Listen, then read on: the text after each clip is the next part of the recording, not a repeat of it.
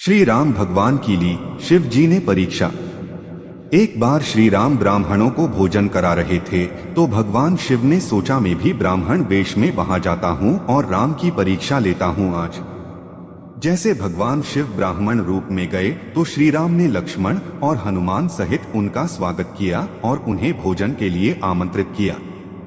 भगवान शिव भोजन करने बैठे किंतु उनकी लीला कौन बुझ सकता था। उनके खाते खाते श्री राम का सारा भंडार खाली हो गया। लक्ष्मण और हनुमान ये देखकर चिंतित हो गए और आश्चर्य में पड़ गए कि अब क्या करे, भोजन समाप्त हो गया पर ब्राह्मण भोजन कर ही रहे हैं, अब एक ब्राह्मण उनके द्वार से भूखे पेट लौट जाए ये तो बड़े अपमान की बात है। हनुमान जी ने कहा श्री राम से कि भगवान हमें और भोजन बनाना चाहिए जल्दी से, परंतु श्री राम तो सब कुछ जानते ही थे। उन्होंने मुस्कुराते हुए लक्ष्मण से देवी सीता को बुला लाने के लिए कहा।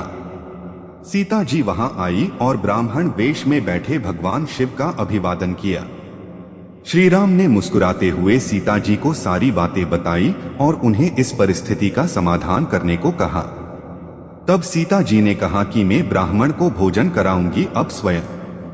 जैसे ही माता सीता ने उनको अपने हाथ से एक ग्रास खिलाया तो उनके हाथ का पहला ग्रास खाते ही भगवान शिव संतुष्ट हो गए और बोले कि देवी मेरा पेट भर गया है, अब मैं आपके भोजन से संतुष्ट हूँ।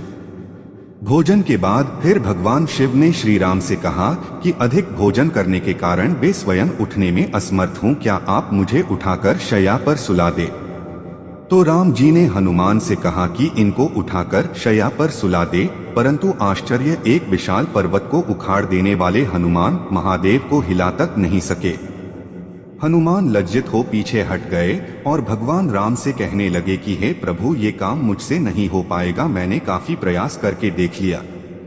फिर श्री राम ने लक्ष्मण से कहा पर वो भी नहीं हिला सके। फिर लक्ष्मण ने परमपिता ब्रह्मा नारायण और महादेव का स्मरण करते हुए उन्हें उठाकर शैया पर लिटा दिया। अब भगवान शिव ने श्री राम से सेवा करने को कहा। स्वयं श्री राम लक्ष्मण और हनुमान के साथ भगवान शिव के पैर दबाने लगे। देवी सीता ने महादेव को पीने के लिए जल दिया। महादेव ने आधा जल पिया और बाकी जल का कुल्ला देवी सीता पर कर दिया। पर देवी सीता ने हाथ जोड़कर कहा कि हे ब्राह्मण देव, आपने अपने जूठन से मुझे पवित्र कर दिया, ऐसा सौभाग्य तो वीरों को प्राप्त होता है। ये कहते हुए देवी सीता उनके चरण स्पर्श करने लगी। तभी महादेव अपने असली स्वरूप में आ गए। महाकाल के दर्शन होते ही सभी ने करबद्ध हो उन्हें नमन किया। दोस्तों कहानी अच्छी लगी तो लाइक करें, शेयर करें, कमेंट करें और चैनल को सब्सक्राइब करें। Thank you.